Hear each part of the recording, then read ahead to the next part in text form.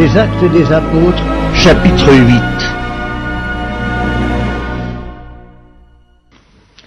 Saul avait approuvé le meurtre d'Étienne. Il y eut ce jour-là une grande persécution contre l'église de Jérusalem, et tous, excepté les apôtres, se dispersèrent dans les contrées de la Judée et de la Samarie. Des hommes pieux ensevelirent Étienne et le pleurèrent à grand bruit. Saul, de son côté, ravageait l'église.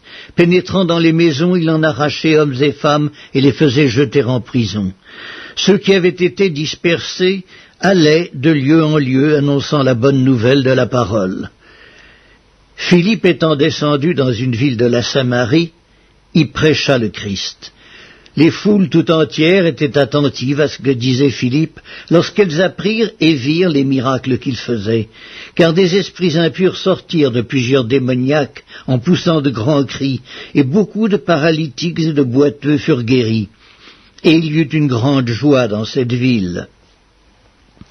Il y avait auparavant dans la ville un homme nommé Simon, qui, se donnant pour un personnage important, exerçait la magie et provoquait l'étonnement du peuple de la Samarie. Tous, depuis le plus petit jusqu'au plus grand, l'écoutaient attentivement et disaient « Celui-ci est la puissance de Dieu, celle qui s'appelle la Grande ».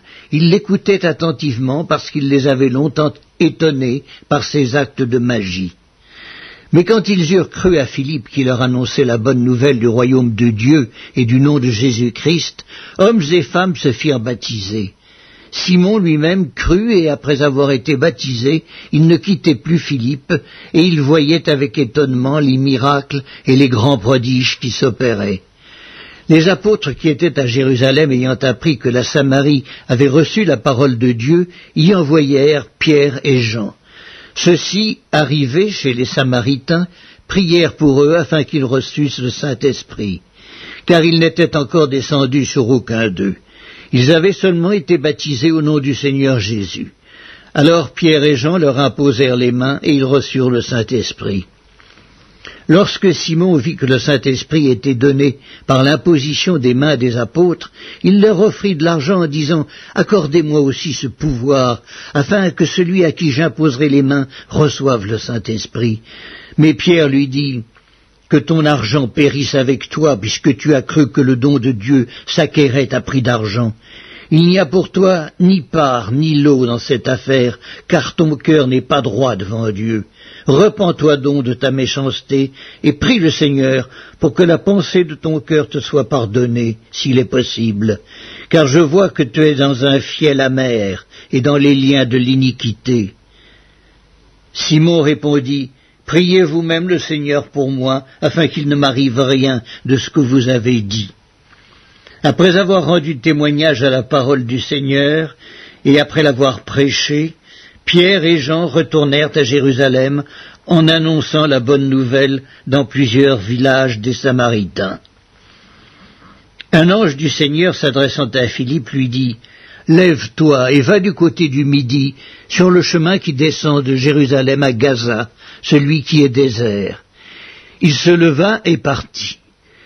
Et voici un Éthiopien, un eunuque, ministre de Candace, reine d'Éthiopie, et surintendant de tous ses trésors, venu à Jérusalem pour adorer, s'en retournait, assis sur son char, et lisait le prophète Ésaïe. L'Esprit dit à Philippe, « Avance et approche-toi de ce char. » Philippe accourut et entendit l'Éthiopien qui lisait le prophète Ésaïe. Il lui dit, « Comprends-tu ce que tu lis ?» Il répondit, « Comment le pourrais-je si quelqu'un ne me guide ?» Et il invita Philippe à monter et à s'asseoir avec lui. Le passage de l'Écriture qu'il lisait était celui-ci. « Il a été mené comme un brebis à la boucherie, et comme un agneau muet devant celui qui le tond, il n'a point ouvert la bouche.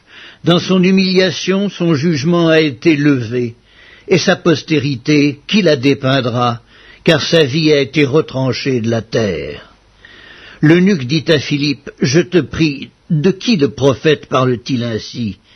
Est-ce de lui-même ou de quelque autre ?» Alors Philippe, ouvrant la bouche et commençant par ce passage, lui annonça la bonne nouvelle de Jésus.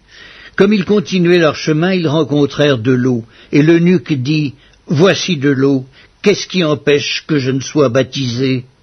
Philippe dit, si tu crois de tout ton cœur, cela est possible. L'eunuque répondit, je crois que Jésus-Christ est le Fils de Dieu. Il fit arrêter le char, Philippe et l'eunuque descendirent tous deux dans l'eau, et Philippe baptisa l'eunuque. Quand ils furent sortis de l'eau, l'Esprit du Seigneur enleva Philippe, et l'eunuque ne le revit plus. Tandis que joyeux il poursuivait sa route, Philippe se trouva dans Azote, d'où il alla jusqu'à Césarée, en évangélisant toutes les villes par lesquelles il passait.